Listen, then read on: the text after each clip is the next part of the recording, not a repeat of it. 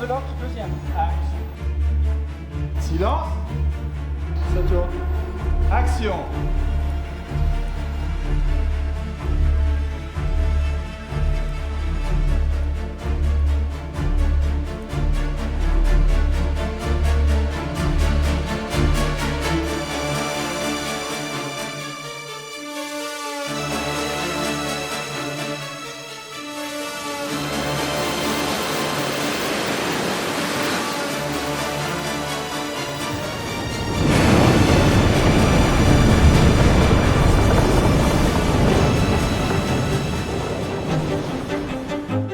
Au début, il y a un pré-scénario qui est écrit par deux auteurs, qui sont aussi les producteurs, qui me confient le soin de développer le scénario pour rendre intéressant cette histoire d'un volcan qui a explosé il y a 74 000 ans et qui a peut-être changé l'histoire de l'humanité. C'est un film qui n'est pas facile parce qu'en effet, on a tout un tas de séquences d'évocation du passé pour essayer de montrer à quoi ressemblaient nos ancêtres il y a 70 000 ans. Donc 70 000 ans, c'est très loin en arrière. C'est la première fois que je fais un film avec des reconstitutions de notre planète il y a aussi longtemps.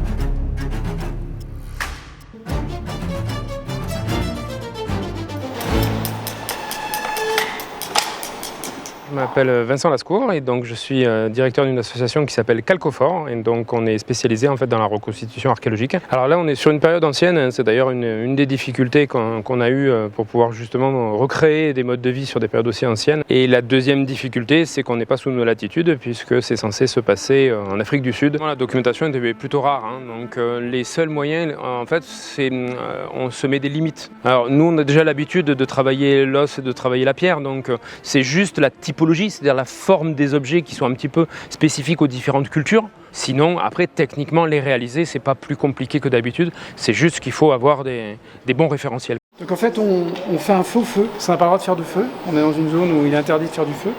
Donc on fait un faux feu avec... on va brûler un matériau qui ne propage pas, quoi. On fait avec les moyens du bord, mais pour comme donner l'impression qu'il y a un petit foyer sur lequel, à l'époque, il venait mettre la pierre pour après pouvoir la modeler et faire exactement les pointes qu'il voulait. L'essentiel du documentaire, ce sont des séquences où on est avec des scientifiques, des archéologues, des vulcanologues, qui vont sur le terrain et qui, à partir de ce qu'ils vont trouver sur le terrain, vont pouvoir reconstituer ce qui s'est passé réellement. Et donc c'est tout un tas de séquences passionnantes que l'on a filmées en Inde, en Indonésie, sur l'endroit même du volcan, en Afrique du Sud. Donc les scientifiques sont interviewés, on les voit faire des recherches, on les voit aussi dans les labos faire des expérimentations. On illustre tous leurs propos par des scènes que l'on filme en reconstitution, comme ici en Provence pour illustrer l'Afrique du Sud.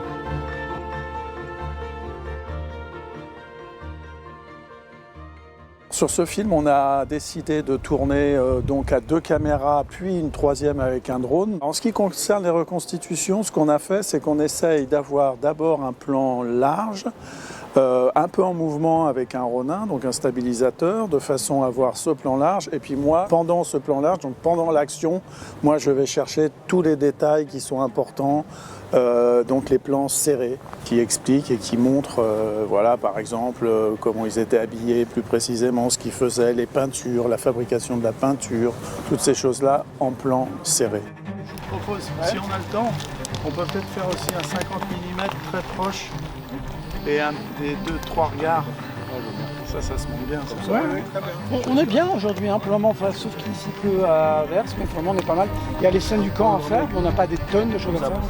Les deux réalisateurs, on se connaît bien, donc leurs envies, je les connais. Difficile, alors, par exemple, là on vient de tourner un plan, j'ai été obligé de descendre dans un endroit, c'était quand même très en pente, et puis en dessous il y avait le ravin, donc il faut faire attention. Avec ces deux réalisateurs-là, pendant tout ce tournage, ça m'est pas arrivé une seule fois de dire ah non, c'est pas possible. On voit les choses au même moment, donc ça veut vraiment dire qu'on a le même esprit, qu'on va dans le même sens pour ce film en tout cas.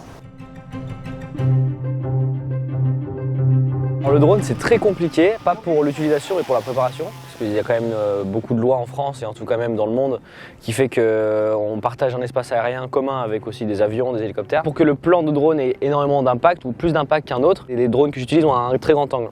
C'est-à-dire qu'on peut passer proche d'un rocher comme en Inde ou un arbre, et ben on aura l'impression que le rocher est hyper grand, hyper proche, hyper imposant, alors qu'en fait on est quand même un peu loin. Alors le Ronin, c'est un stabilisateur et ça a la particularité de faire des plans à l'intérieur du mouvement, à l'intérieur de la scène, ce qui fait que la caméra n'est pas tremblante. C'est-à-dire que c'est intéressant de faire une caméra tremblante, caméra à épaule, quand il y a du mouvement, quand on veut chercher un stress. Mais quand on veut montrer quelque chose, on veut montrer un déplacement, on veut montrer un décor, une situation, une caméra stabilisée, ça permet de reposer aussi le spectateur.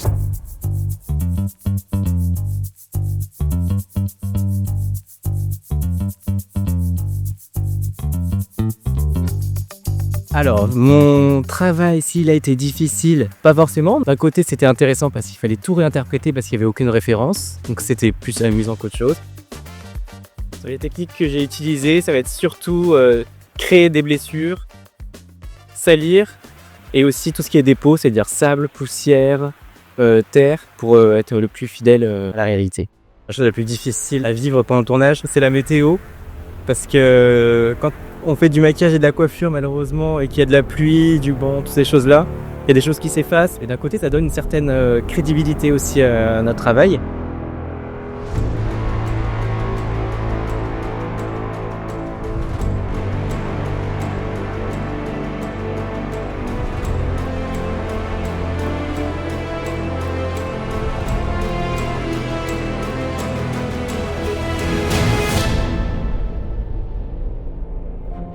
Interpréter un personnage qui a existé il y a des milliers d'années, dont on est les descendants aussi, c'est une autre portée. C'est bien à jouer en fait, parce que c'est quelque chose qui est très loin de moi, de ce qu'on fait dans la vie de tous les jours, surtout en 2025. On est avec des costumes d'époque que nous on n'a pas connus, on est maquillés, etc. Donc c'est hyper plaisant à faire.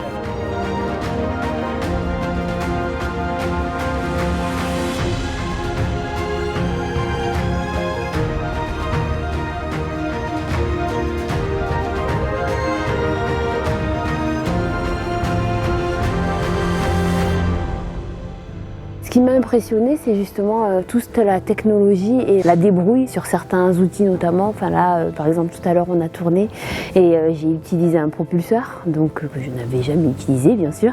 Et c'est hyper élaboré, donc moi, j'admire. La préparation avec les réals, ils s'entendent bien. Non, parce que des fois, il y en a, ils ont une idée, l'autre, il a une autre idée. C'est pas toujours où on va. Alors que là, les deux ont la même vision, ils savent où ils vont. Donc en fait, les explications sont assez claires, donc c'est très bien. Donc ce qui est bien avec les réalisateurs justement, c'est que donc ils nous donnent leurs instructions, voilà, qu'on suit, et on apporte aussi notre part d'improvisation, notamment dans notre ressenti avec les émotions. Ça fait 1 an que je suis sorti de mon BTS audiovisuel et j'ai jamais autant appris sur les tournages, que ce soit en documentaire, en fiction, mais surtout sur ce genre de tournage où on rencontre énormément de bonnes personnes, des futures personnes qui sont en 3e là par exemple sur le tournage et qui connaissent la même chose que moi et je trouve ça incroyable, et aussi des personnes qui sont en fin de carrière on va dire, qui ont énormément d'expérience et qui sont là pour transmettre des choses, et je trouve que c'est la plus belle école, les expériences, les tournages avec plein de gens différents, et on apprend beaucoup de trucs, c'est trop bien. C'est un tournage qui s'est vraiment bien passé, on a fait des reconstitutions vraiment fantastiques, il y a une vraiment bonne ambiance, une équipe très concernée, très travailleuse. J'ai vraiment apprécié cette collaboration avec des comédiens indiens et français pour recréer le passé. Pour moi, c'était vraiment l'aspect qui m'a plu le plus.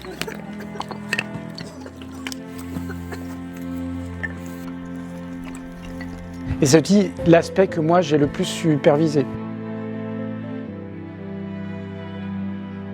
La partie scientifique, c'est plus mon collègue Franck qui l'a filmé, qui l'a supervisé. Moi, j'étais plus sur la partie des reconstitutions. Sur ce film, il y a eu un challenge assez important parce que, en général, quand on fait un film de science, les scientifiques sont plutôt d'accord entre eux et on essaie de trouver des preuves sur le terrain, l'hypothèse scientifique qu'on fait. Là, en fait, les gens ne sont pas d'accord. Les scientifiques ne sont pas d'accord du tout avec eux. Donc on a fait un film où on a été voir des gens qui disaient quelque chose et les autres disaient l'inverse. Et donc ça, c'était un vrai challenge parce qu'il fait à la fois défendre l'idée qu'il y avait une vraie catastrophe volcanique à modifier le cours de l'humanité et en même temps laisser la parole à ceux qui disaient non, c'est pas vrai. Bonjour, moi je suis Louis Chenu, je suis le compositeur sur le film Le Toba et je vais vous montrer un petit peu mon studio, mon laboratoire de travail. Je travaille sur Logic Pro qui est un logiciel de création musicale. Donc je vais juste vous jouer le petit thème que j'ai composé au piano et vous montrer après à l'ordi comment je l'ai décliné en plusieurs versions.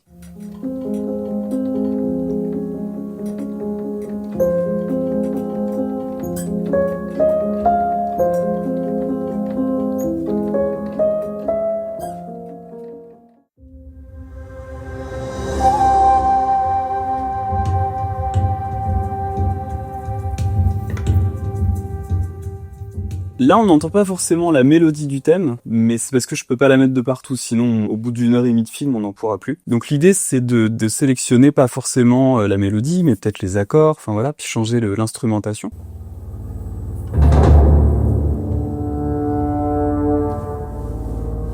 Alors là, c'est une autre thématique qui est importante dans le film, c'est en gros la thématique du volcan. Donc c'est en gros montrer musicalement, quelque part, la violence que ça a pu avoir il y a 70 000 ans. Alors ça, c'est des scènes de labo où en fait notre protagoniste va mener son enquête en laboratoire scientifique. Et l'idée, c'était d'accompagner ces scènes à la fois pour les rythmer puis pour rendre la recherche un peu vivante, quoi.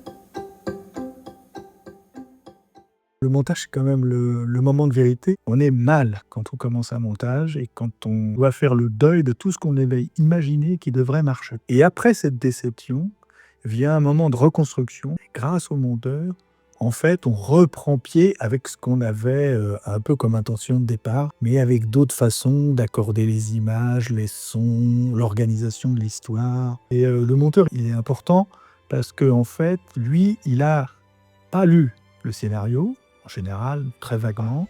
Il n'a pas été au tournage. On en a un peu parlé et il est froid devant les images qu'on amène, devant les interviews, devant les séquences. Et si c'est pas terrible, pour lui, il n'a aucun lien affectif avec ce qui s'est tourné. Il s'en fiche, lui. Soit ça marche pas. Et ça, c'est une grande aide pour dire et sélectionner au montage ce qui doit être gardé et ce qui doit être jeté. Ce qui est intéressant sur ce film-là, justement, dans cette partie de fiction, c'est qu'on va dire que c'est pas comme un documentaire classique où on va juste faire en sorte de sublimer un peu l'image, de mettre un petit peu contraste, de fait que ce soit joli et que l'ensemble se lise correctement. C'est que là, on va pouvoir s'amuser à, justement, sur les parties fiction, donner un style particulier, pousser dans des couleurs un petit peu plus surréalistes, on va dire, pour se ramener à une autre époque, pouvoir s'amuser sur des styles. Donc mon travail, moi, l'étalonnage, ça va être le principe, c'est de faire en sorte que mon travail ne se voit pas. En général, c'est justement pouvoir réunifier tout ce qui est la couleur et la lumière des plans pour que l'ensemble se lise de façon fluide, en fait. Je suis infographiste 3D sur le film. Je m'occupe de toutes les animations 3D et principalement la représentation du Toba et aussi d'animation de cartes 2D ou de cartographie du monde en vue satellite pour la plupart, qui sont des cartographies qui permettent de représenter le panache de fumée qui va s'étaler autour du globe par exemple. Voilà. L'important aussi là, sur ce projet, c'est vrai que ça a été de pouvoir maqueter en 3D les choses parce qu'on avait besoin de mettre en place les plans, les timings. Donc il y a aussi les parties fiction. Voilà. Alors, par exemple ici, on a incrusté la fumée qu'on a rendue en 3D. On a incrusté, on a fait le détourage des arbres, etc. Et donc ils ont le panache qui doit quand même en plein dessus. C'est des humains, il y a 74 000 ans, qui ont vécu un drame terrible, un drame écologique, environnemental. Au fond, il y en a qui s'en sont sortis parce qu'ils ont été coopératifs. Ils se sont aidés les uns les autres. Ça nous a un peu fait sourire parce que nous, on vit une époque qui est un peu la même. Donc c'est une drôle de leçon pour aujourd'hui. On se dit, nous, on est dans la même situation. Est-ce qu'on va avoir les mêmes réflexes, la même intelligence ? Ou est-ce qu'on va être du côté de ceux qui veulent rien partager, tout garder et finir finalement comme les Néandertals, disparaître de la planète à force d'isolement, d'égoïsme ou de peur de l'autre. Voilà la leçon que le film nous apporte. You'll make a new start, just keep holding on. It all changes way too fast. Pray to God to make it last. After lost in darkness comes the dawn. It all changes